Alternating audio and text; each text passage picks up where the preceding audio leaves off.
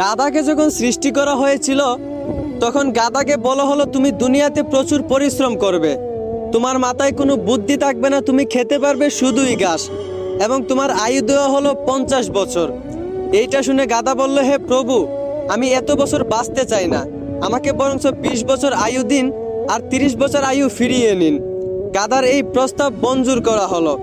এরপর যখন কুকুরকে সৃষ্টি করা হলো, কুকুরকে বলা হলো তোমার খাবার হবে মানুষের বাসি খাবার, মানুষের রেখে যাওয়া নষ্ট খাবার, এবং তোমার আয়ু দেওয়া হলো 30 বছর। কুকুর এইটা শুনে বলল, হে প্রভু, আমি এত বছর বাঁচতে চাই না, আমাকে বরঞ্চ 15 বছর আয়ু দিন এবং 15 বছর আয়ু ফিরিয়ে নিন। সৃষ্টিকর্তা তার এই প্রস্তাব মঞ্জুর করলেন। তারপর যখন বানরকে সৃষ্টি করা হলো তখন বানরকে বলা হলো তোমার কাজ হবে দুনিয়াতে শুধু এক ডাল থেকে আরেক ডালে ঝুলাঝুলি করা, মানুষকে বিনোদন দেওয়া, এবং তোমার আয়ু দেওয়া হলো 20 বছর। বানর তখন প্রভুকে বলল, হে প্রভু, আমি এত বছর বাঁচতে চাই না, আমাকে বরঞ্চ 10 বছর আয়ু দিন আর 10 বছর আয়ু ফিরিয়ে নিন। সৃষ্টিকর্তা বানরের এই প্রস্তাব মঞ্জুর করলেন। এরপর এলো পুরুষের পালা।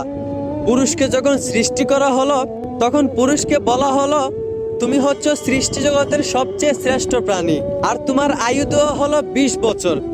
এইটা শুনে পুরুষ বলল, হে প্রভু, আমি এত কম বছর বাঁচতে চাই না, আমাকে আরো বেশি আয়ু দিন।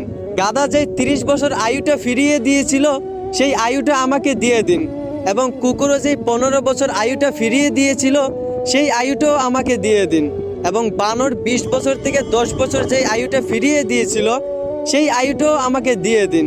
সৃষ্টিকর্তা পুরুষের এই প্রস্তাব মঞ্জুর করলেন। মূলত তারপর থেকেই একটা ছেলে পুরুষ হয়ে বাঁচে 20 বছর, আর বাকি 30 বছর বাঁচে গাধার মতো।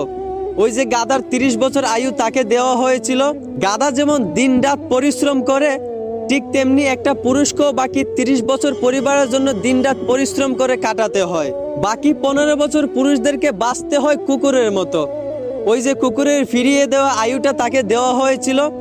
একটা কুকুর যেমন মানুষ যা দেয় তাই খেয়ে বেঁচে থাকতে হয়, ঠিক তেমনি একটা পুরুষও বাকি 15 বছর সন্তানেরা তাকে যা দেয় তা খেয়েই বেঁচে থাকতে হয়। আর বাকি 10 বছর পুরুষদেরকে বাঁচতে হয় ঠিক একটা বানরের মতো। ওই যে বানরের 10 বছর ফিরিয়ে দেওয়া আয়ু পুরুষদেরকে দেওয়া হয়েছিল। একটা বানর যেমন এক গাছ থেকে আরেক গাছে ঝুলাঝুলি করে মানুষকে বিনোদন দিয়ে বাঁচে, ঠিক তেমনি একটা পুরুষকেও বাকি 10 বছর কখনো এই সন্তানের গায়ে ঝুলে, কখনো ওই সন্তানের গায়ে ঝুলে বাঁচতে হয়। মূলত পুরুষের জীবনটাই এইরকম। আশা করি এখন বুঝতে পারছেন একটা পুরুষের জীবন কতটা কঠিন। ধন্যবাদ।